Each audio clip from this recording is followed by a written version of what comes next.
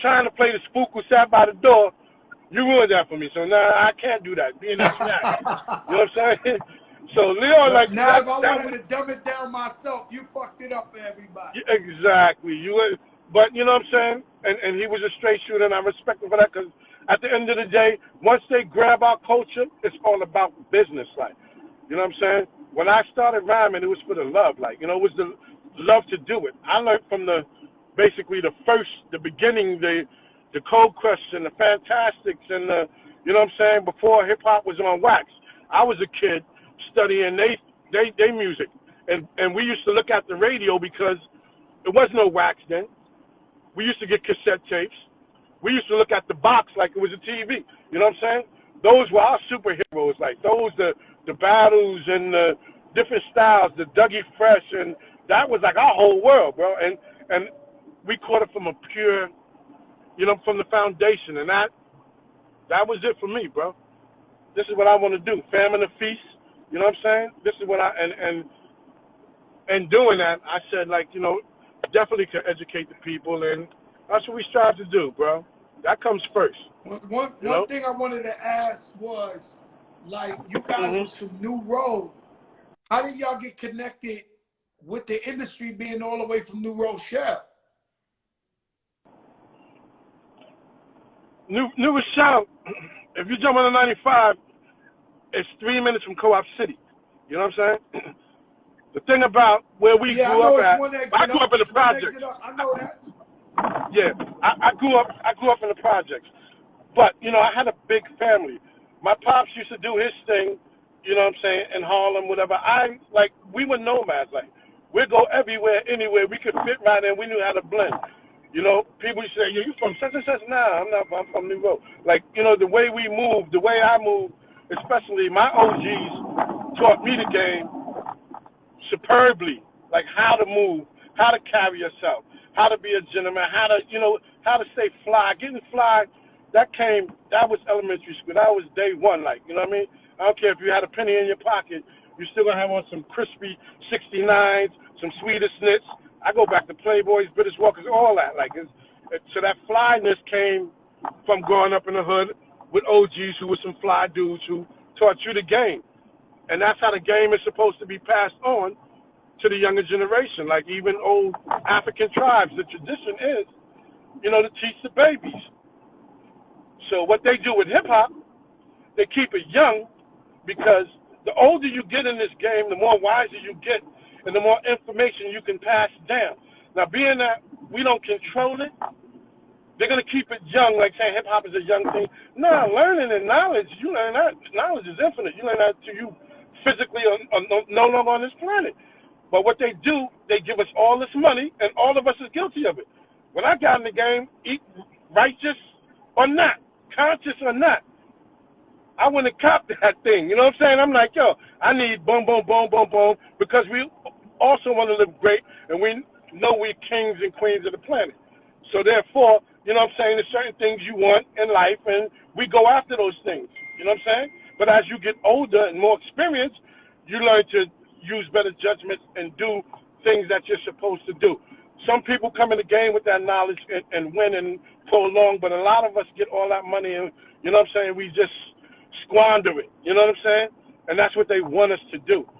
You know, that's why we don't own no stores in the hood. That's why we don't, you know what I'm saying? And that's the facts, like, you know what I'm saying? So now that's our duty, like, to teach.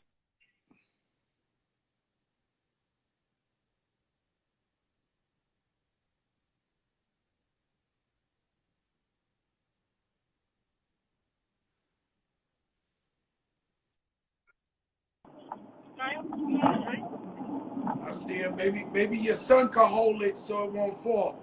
Okay, pooh-bah, the reason why I say that, they always say I talk too much, but you saying everything everything I would say. I agree with every single thing you said. Let me ask you something. Being in the group, and being the headliner of the group, so meaning like the foodies, Lauryn Hill, meaning like, you know, Method Man, Wu-Tang, Grand Nubians, Grand Pooh-bah. Did that ever interfere? Did that ever bring problems in the group, being that you must have known it was like, Grand Pooh-Bah's the man out the three. I mean, and I love Sadat, I love Lord Jamal, living legends, but did that ever bring friction in the group? I mean, when we first got together, see, this is the whole thing. I was already with a group called Master of Ceremony. I remember that was my that. first group. We met. I met this kid, Tay Ross, and remember the Red Parrot? Mm-hmm. I met Dante Ross and the Red Parrot, and he was like, "Yo, you with the group? Blah blah blah blah. Yo, I like you. I want to sign you. I'm at Tommy Boy right now, but I'm getting ready to leave there, start a new situation. I want to sign you. Blah blah blah blah blah." I'm like, "All right, that's what it is." So at that time, as Master of Ceremony was dissolving, I was producing Sadat X as a solo artist, and Lord Jamal was a solo. They were two different entities. You know what I mean? So I was producing them, and I was trying, to shop their stuff, whatever. I guess these, it was so far ahead they didn't get it at the time, basically. So what I said to them was like, "Yo, check this out. I got this dude that won't sign me. We're gonna do a joint, and I'm gonna get y'all signed with me." And that was basically you know what I'm saying? So basically, a lot of people, it wasn't like, my intention was just to get them on. You know what I mean? So all that being said, I got them where they needed to be. You know what I'm saying? And then from there on, the rest is history. All right. So I get it. Right. So I never knew that part of the story, but because I always thought y'all was just a group out the job. But I know you was on Masters of Ceremony. When you was on Strong City with Masters of Ceremony? Strong City, the brother who taught me the game, and you know who he is, bro. You know what I'm saying?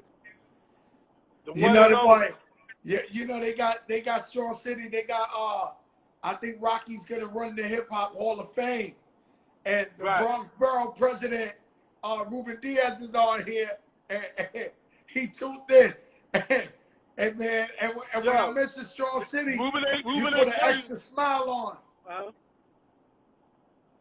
When I mentioned Strong City, you put an extra smile on. Ruben ain't tell you when he came on stage and did Step to the Red with me at Bronx Day. He ain't tell you that one. Wow. Started running out of class too. Like, I said, yeah, that MCing is real, bro. Yo, but he came on to the words and all that. That was beautiful. Yeah, that's my guy. Well, let me ask you a question. Right now, what's going on with Big George, the police brutality, the marches, what's your input on the timing, what's going on? I would say just play my shit I made 20 years ago. Ain't nothing changed. Things change, the more it stay the same, bro. Like, we seen this. It's sad and it hurts, but I think the reaction now, we're in a different time. To see that unity, it's bringing forth that change. But like I said, we can count all the brothers before him, same thing. And just imagine if we didn't have these problems. We'd still be going through the same thing. Like, you know what I mean? So I feel like right now is a good time for unification. There's a lot of other stuff going on, which I don't think we need to be building on right here on this live, but it's a lot to this, man. It's a whole lot what's going on. The main thing is coming together, sticking together, and knowing and fighting that one. You don't have to be my friend, but you're my friend if we got the same enemy. You feel me? Yes.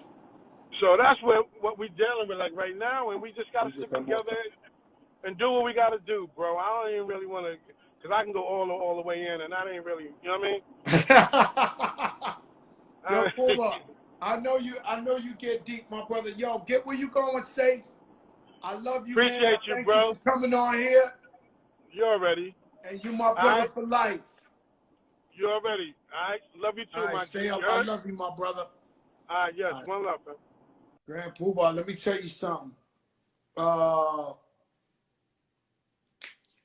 Grand Pooh-bah, one of the artists that embraced me from day one. He didn't have to. He was probably the biggest artist at the time. I remember he flew in. Shout out to Greg Nice. He flew in to do Flojo. If you look at the video, Flojo, me, Diamond D, pooh-bah there. Pooh-bah is just the truth. You know, we had Rakim, Knowledge Yourself, The God. We had Grand Pooh-bah. I wish Pooh-bah ain't have to be in the car so that we could really focus. But I'll get him back on here on a Throwback Thursday. Shout out to Emmanuel Lewis on the check-in. Yo, Sav Jr. Yeah.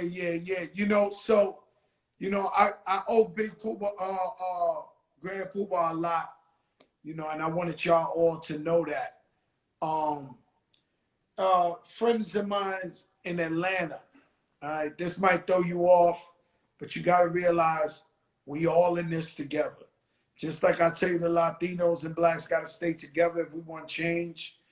We got to vote. We got to wait for the laws to change. We got to force the laws to change. A good friend of mine, Miss Lawrence, is telling me that the transgender's been getting attacked in Atlanta.